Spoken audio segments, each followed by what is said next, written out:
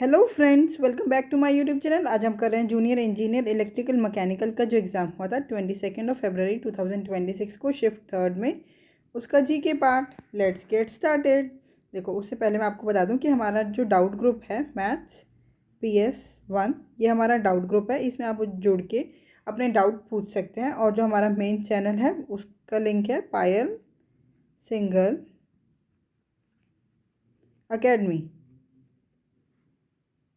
इसमें आप जुड़ सकते हैं। इसमें आपको टाइमली वीडियोस के लिंक एंड उनकी पीडीएफ्स मिल जाएगी। ये दोनों टेलीग्राम चैनल है। आई होप आप ये ज्वाइन कर लेंगे। और अगर आपको कोई भी डाउट है तो आप इस पे डाउट अपने पूछ सकते हैं। अब क्वेश्चन स्टार्ट करते हैं। Question number 1, the royal gold medal and the Pulitzer architecture prize winner Balkrishna Doshi has been awarded which of the following awards in 2023। Bharat Ratna highest civilian award है, Padma Bhushan third highest, Padma Vibhushan second highest and Padmashri fourth highest. तो इनको बाल कृष्ण दोषी को कौन सा civilian award मिला था इन 2023? वो मिला था Padma Vibhushan. Option number 3 is the correct answer. और ये इनको मिला था पोस्टमसली। कैसे मिला था? पोस्टमसली, मतलब इनकी डेथ के बाद इनको मिला था। ठीक है। क्वेश्चन नंबर 2,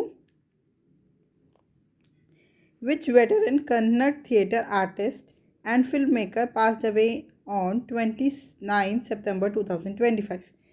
के विश्वनाथ, यशवंत, सरदेश पांडे, गुरु प्रसाद या एस स्टैनले। तो 29 सितंबर 2025 को कौन से veteran Kannada theatre artist and film maker की डेथ हुई थी? वो हुई थी Yashwant Pande. Option number 2 is the correct answer. Question number 3, निम्नलिखित में से कौन सा गुप्त शासकों के अधीन एक प्रशासनिक विभाजन था जो साधारणतः एक जिले के बराबर था? Which of the following was an administrative division under the Gupta rulers that was generally equivalent to a district? ग्राम, सूबा, पूरा या विषय? तो ये क्या था इसका आंसर? मतलब क्या था ये जो एक डिस्ट्रिक्ट के बराबर था? वो था विषय। Option number 4 is the correct answer. हम एक बार डिस्कस कर लेते हैं। देखो, जो भूटी भुक्ति ये प्रोविंस था। एडमिनिस्ट्रेटिव डिविजन्स में मैं आपको बता रही हूँ, जो भुक्ति है वो प्रोविंस के कंसीडर किया जाता था कि प्रोविंस के इक्वल है। विषय विषय डिस्ट्रिक्ट के इक्वल एंड ग्राम, जो फर्स्ट ऑप्शन है, वो विलेज के इक्वल। ठीक है।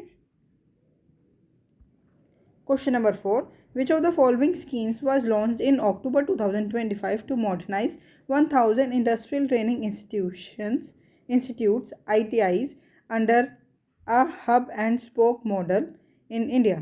भारत में हब एंड स्पोक मॉडल के तहत 1000 औद्योगिक प्रशासनिक संस्थानों के आधुनिकीकरण के लिए अक्टूबर 2025 में निम्नलिखित में से कौन सी योजना शुरू की गई? Skill India mission, PM Setu scheme, national career scheme service या पीएम कुशल विकास योजना? तो ये शुरू की गई थी PM Setu scheme. Option number 2 is the correct answer. PM Setu scheme की आपको फुल फॉर्म पता होना चाहिए। पीएम से तो प्रधानमंत्री हो गया, सेतु की यहाँ लिख देती हूँ skilling and employability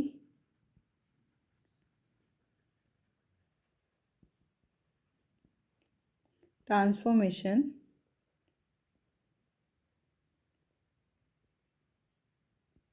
through upgraded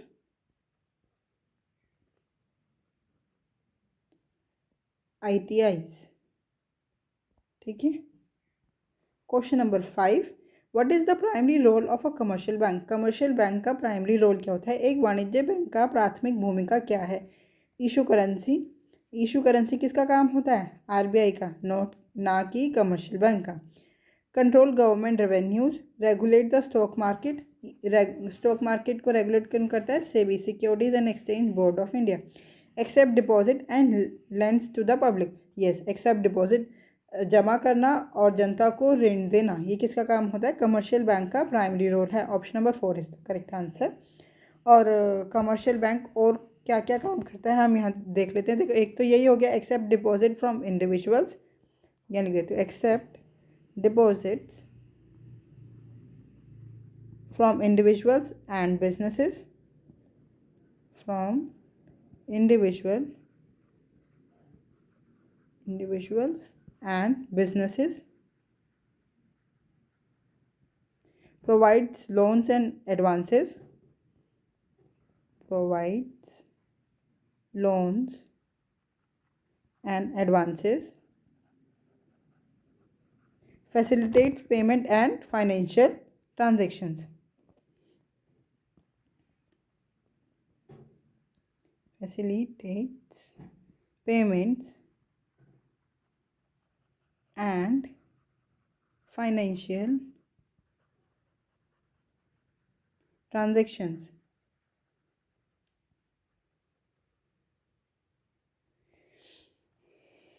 और जो मैंने आपको बताया, ये देखो, इशू करेंसी किसका काम है? आरबीआई का। आरबीआई क्या है? हमारा सेंट्रल बैंक। ठीक है। कंट्रोलिंग गवर्नमेंट रेवेन्यू, ये एक कमर्शियल बैंक का काम नहीं है। और रेगुलेट द स्टॉक मार्केट, वो सेबी का काम है। Question number 6, who among the following is considered the constitutional head of the union government? निम्नलिखित में से किसे संघ सरकार का संवैधानिक प्रमुख माना जाता है? President of India, vice president of India, Lok Sabha speaker, या प्राइम मिनिस्टर ऑफ इंडिया? तो देखो, कॉन्स्टिट्यूशनल हेड किसको माना जाता है of union government? Is president of India. Option number 1 is the correct answer. देखो, आपको ये पता होना चाहिए, जो एग्जीक्यूटिव एक्शंस है गवर्नमेंट ऑफ इंडिया के, वो किसके नाम पे लिए जाते हैं? प्रेसिडेंट के नाम पे।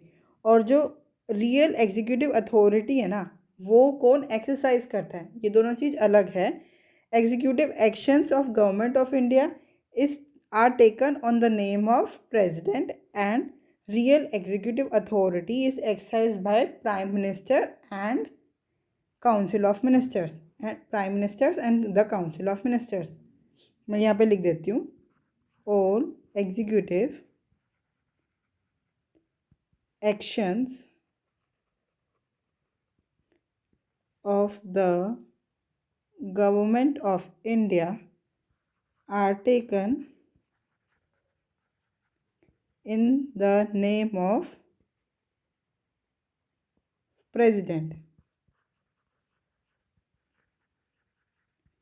or the real executive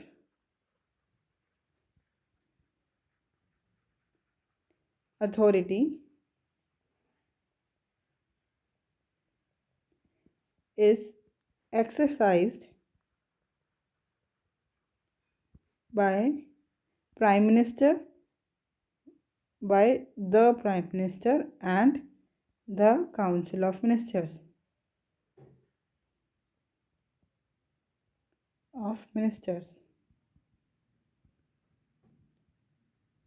ठीक है।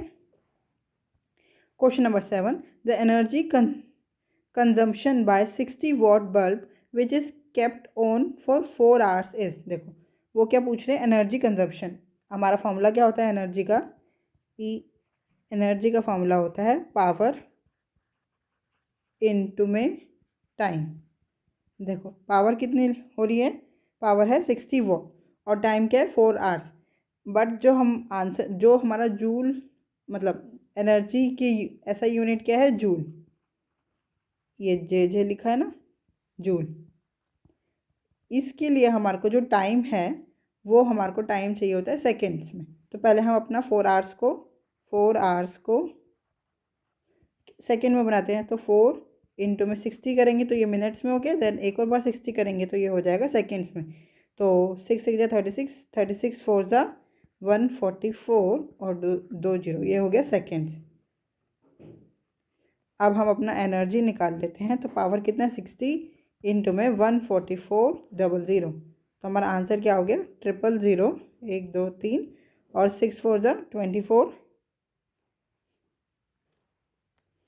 6 4 ज़ा 24, 25 26, और 6 1 6 7 8, ये हो गया 8,64,000। पर देखो यहाँ पे ये पावर है, पावर 5, पावर 3, पावर 4 और पावर 6, पावर्स में ही नीचे नहीं है। देखो 8.64, अब कितनी ज़ीरो, कितने की 10 की पावर कितनी हो जाएगी, 1 2 3 4 एंड 5, 10 की पावर 5 जूल। तो हमारा आंसर क्या हो गया, option number 1 is the correct answer. Question number 8. Which of the following articles of the Indian Constitution directs the state to organize village panchayat? Village panchayat कौन से आर्टिकल में लिखा हुआ है, वही पूछ रहे हैं। आर्टिकल नंबर 38 में क्या लिखा हुआ है, पहले तो हम ये डिस्कस कर लेते हैं। Welfare of the people, the state to promote the welfare of the people. मैं लिख देती हूँ, welfare of the people. Article number 45 में क्या लिखा है, free and compulsory education for children up to 14 years. Free and compulsory education for children up to 14 years. Article number 46 में क्या लिखा है, educational and economic interest of scheduled caste, scheduled tribes and other backward sections. Educational and economic interest of scheduled caste, scheduled tribe and other backward sections या other backward classes, OBC भी लिख सकते हैं, ठीक है। और आर्टिकल नंबर 40 में क्या लिखा है, the state to organise village panchayat and promote local self government. The state, इसमें भी जो वेलफेयर ऑफ द पीपल है ना, ये भी स्टेट का ही है, state to organise welfare of the people, ठीक है। The state to organise village panchayat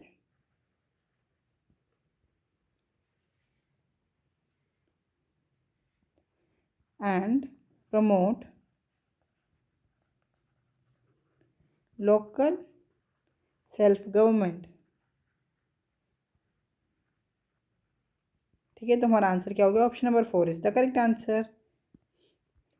question number 9, which among the following chemicals is commonly used in kitchen for cooking.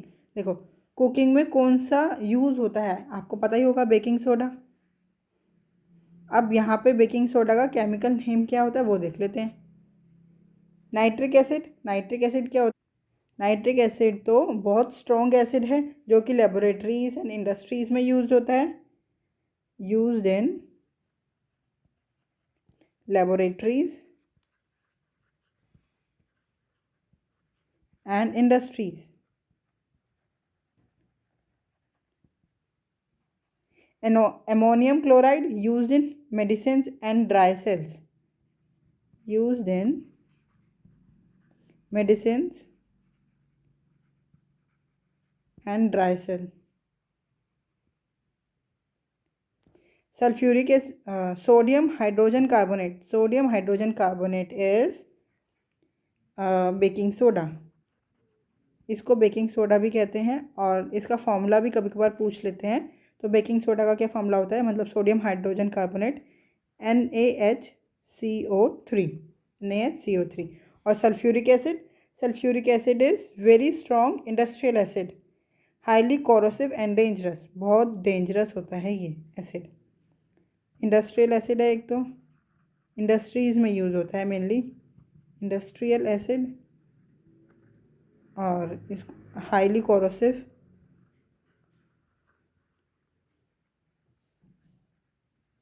And dangerous. तो हमारा आंसर क्या हो गया, option number 3 is the correct answer.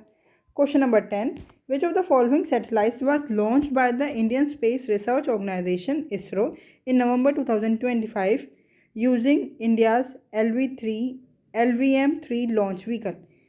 LVM LVM-3 launch vehicle से कौन सी missile launch की थी, वो ये पूछ रहे हैं। वो थी CMS-03। Option number 1 is the correct answer. NVS-02 जो ये है, ये GS LV F-15 रॉकेट से लॉन्च की थी।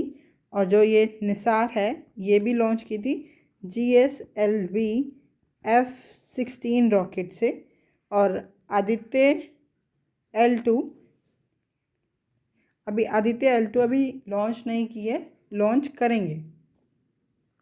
Question number 11, which of the following lies on the west of western coastal plain of India. देखो, वेस्टर्न कोस्टल प्लेन आपको पता है, ये जो हमारा साउथ पार्ट है, मतलब ये कोस्टल प्लेन है।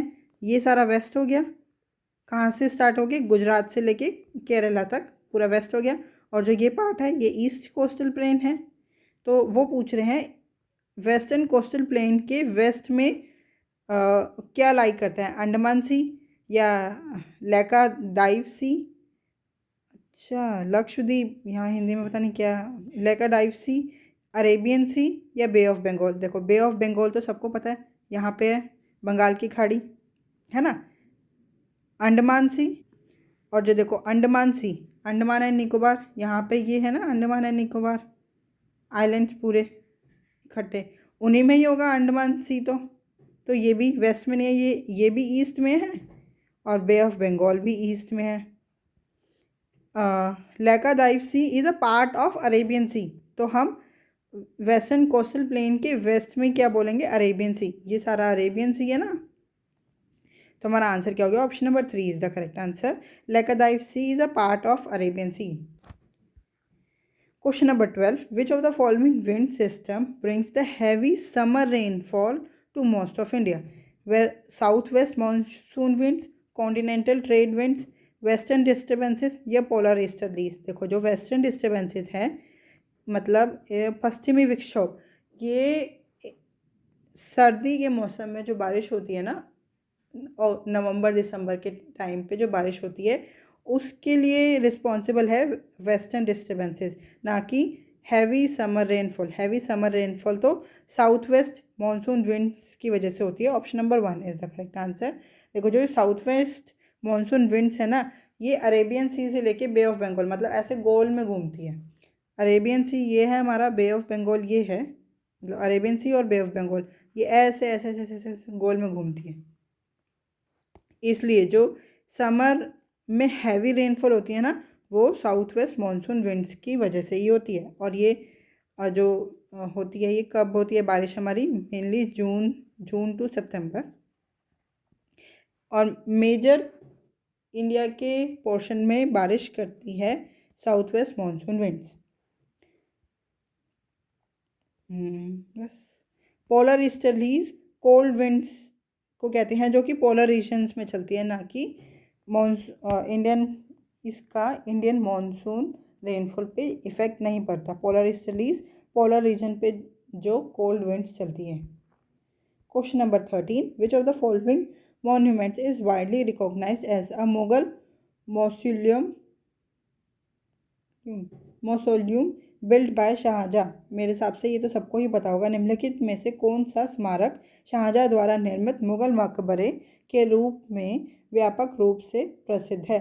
पता ही होगा ना, मुगल मकबरे के रूप में कौन सा है? हुमायूं टॉम। ये तो वैसे भी अकबर ने बनवाया था शाहजहाँ के लिए और हुमायूं के लिए। रेड फोर्ट, ताजमहल या कुतुब मीनार। पता है ना, ताजमहल शाहजहाँ ने बनवाया था अपनी बेगम मुमताज़ के लिए। तो मकबरे के रूप में, मतलब मुग़ल मौसोलियम के रूप में, तो हम ताजमहल को ही रिकॉग्नाइज करते हैं। तो हमारा आंसर क्या हो गया? Taj Mahal. Option number 3 is the correct answer. Qutub Minar Qutubuddin Aibak ने बनवाया था, दिल्ली सल्तनत के टाइम पे था कुतुबुद्दीन ऐबक। और रेड फोर्ट भी शाहजहाँ ने ही बनवाया था, बट ये एक मकबरा नहीं है। तो हमारा आंसर क्या हो गया? Option number 3 is the correct answer. यहाँ लिखूँ क्या, कुतुब मीनार किसने बनवाया? कुतुबुद्दीन ऐबक ने, जो कि फाउंडर था स्लेव डायनेस्टी का। Qutubuddin Aibak is the founder of slave dynasty. और मींस देखो, आपको पता होगा ना, दिल्ली सल्तनत में दिल्ली सल्तनत में 5 डायनेस्टीज थी। कौन सी? हम उसको ऐसे याद करते हैं, संस्कृत साध लो। Slave dynasty, Khilji dynasty, Tughlaq dynasty, SA से सैयद डायनेस्टी, LO से लोधी डायनेस्टी। स्लेव, जिसको मामलुक डायनेस्टी भी बोलते हैं, खिलजी, तुगलक, SA से सैयद, LO से लोधी डायनेस्टी। तो founder of slave dynasty is Qutubuddin Aibak. Question number 14. Bharti Airtel announced a partnership in October 2025 to expand its cloud services. Which company did it partner with? Bharti Airtel ने अक्टूबर 2025 में अपनी क्लाउड सेवाओं का विस्तार करने के लिए साझेदारी की घोषणा की। उसने किस कंपनी के साथ साझेदारी की? IBM, Amazon web services, Microsoft या ओरेकल? तो भारती एयरटेल ने पार्टनरशिप की IBM। Option number 1 is the correct answer. Question number 15. Which major administrative change followed the suppression of the revolt of 1857? 1857 के विद्रोह के दमन के बाद कौन सा प्रमुख प्रशासनिक परिवर्तन हुआ? Establishment of provincial assemblies, establishment of British Crown rule, reduction in tax by the East India Company, expansion of the East India Company। तो 1857 के रिवॉल्ट के बाद हुआ था establishment of the British crown rule. Option number 2 is the correct answer, British crown rule की स्थापना। इसी British crown rule का जब स्टेब्लिशमेंट हो गया, हम वहीं से ही कह सकते हैं कि डायरेक्ट ब्रिटिश रूल या ब्रिटिश राज स्थापित हो गया। हम क्या कह सकते हैं, यहीं से ही ब्रिटिश राज स्थापित हो गया। ब्रिटिश राज, पहले तो वो हमारे को थोड़ा सा वो भी करते थे, उसके बाद से जब establishment of British crown rule हुआ तब से ही ब्रिटिश का ही शासन स्टार्ट हो गया। Question number 16. Which of the following statement is true with regard to the role of private and public sector in industrial development prior to 1991 in India? देखो 1991 में क्या हुआ था? LPG रिफॉर्म्स हुए थे, लिबरलाइजेशन, प्राइवेटाइजेशन एंड ग्लोबलाइजेशन।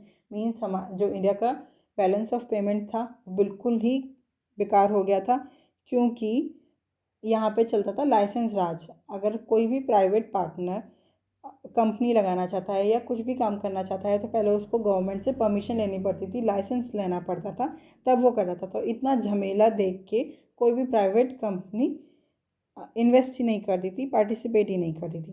तो अब हम स्टेटमेंट्स देखते हैं। Public sector was expected to complement to the private sector. सार्वजनिक क्षेत्र से निजी क्षेत्र का पूरक होने की अपेक्षा की गई।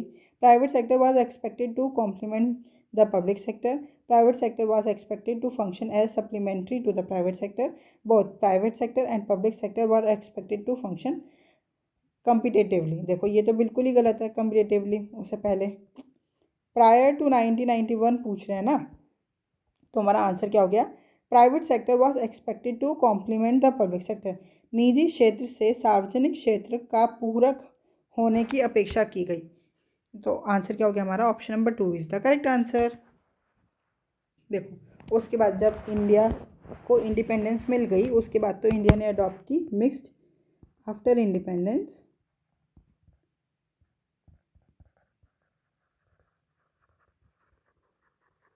इंडिया ने क्या अडॉप्ट की? Mixed economy model. Mixed economy model. But उससे पहले जब तक इंडस्ट्रियल पॉलिसी रिजोल्यूशन 1956 था ना, इंडस्ट्रियल पॉलिसी रिजोल्यूशन IPR 1956, उस टाइम पे क्या था?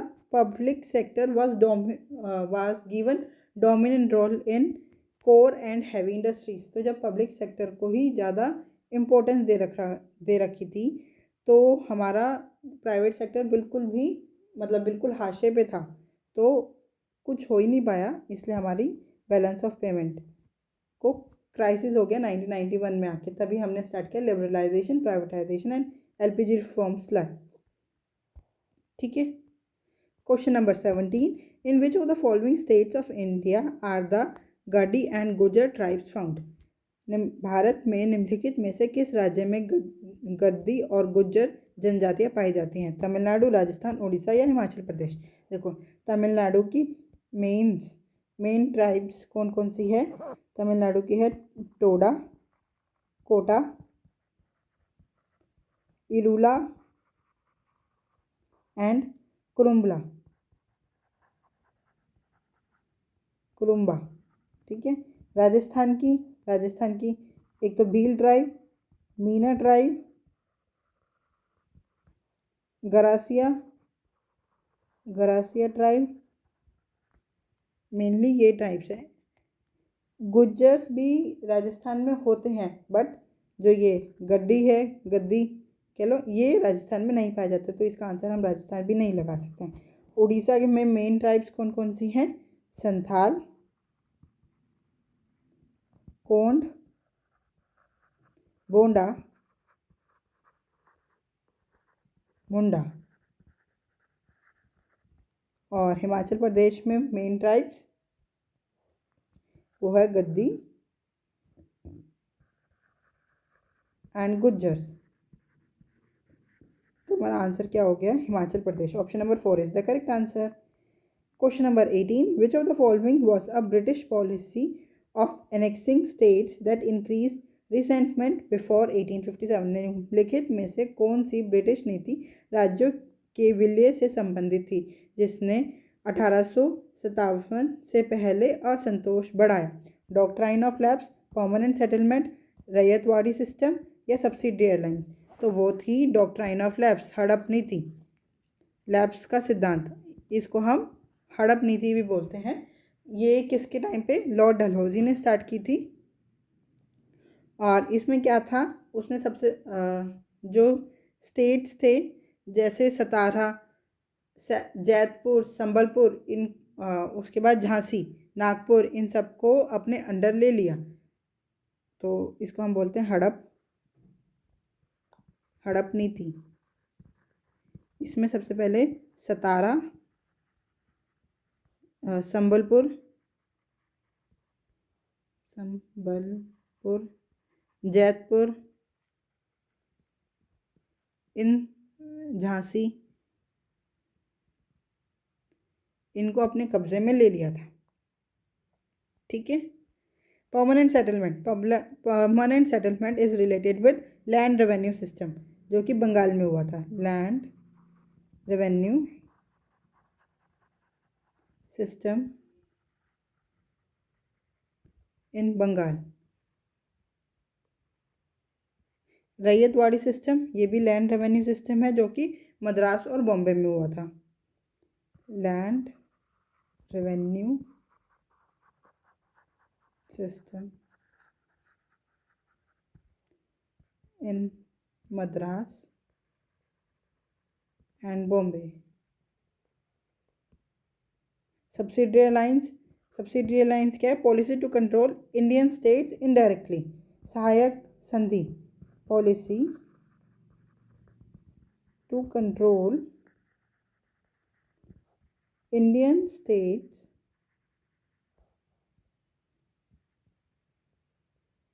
Indirectly.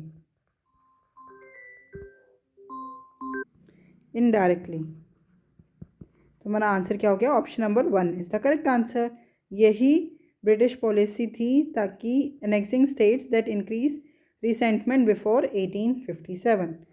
Question number 19, which of the following directive principles of state policies DPSP was added by the 42nd Amendment of the Indian Constitution? Equal pay for equal work for both men and women, organization of village panchayats, equal justice and free legal aid, uniform civil code for the citizens. देखो, सबसे पहले तो हमें ये पता होना चाहिए 42nd amendment of Indian constitution कब हुई थी? 1976 में। और इसमें कौन सा DPSP ऐड किया गया था? वो था equal justice and free legal aid.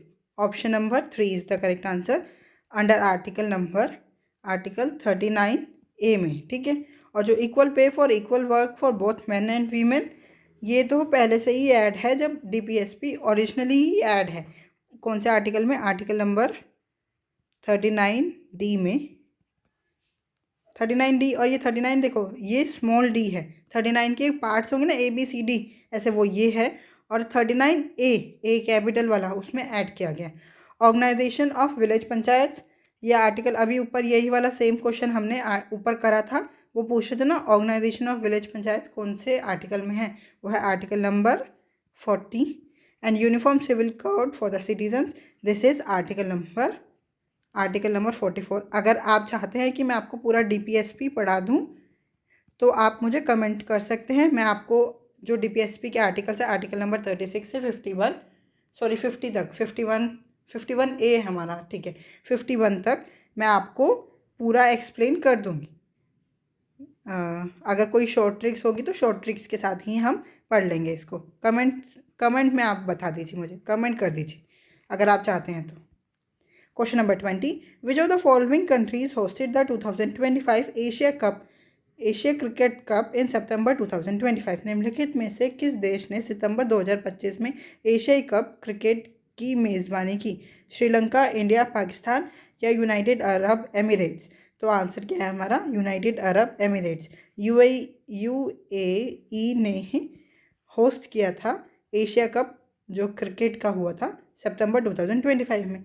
I hope ये 20 क्वेश्चंस आपको बहुत अच्छी तरह समझ में आए होंगे। अगर आपको कोई भी डाउट है तो आप हमसे जुड़ सकते हैं @mathsps1 टेलीग्राम ग्रुप पे। Thank you, keep learning, keep practising.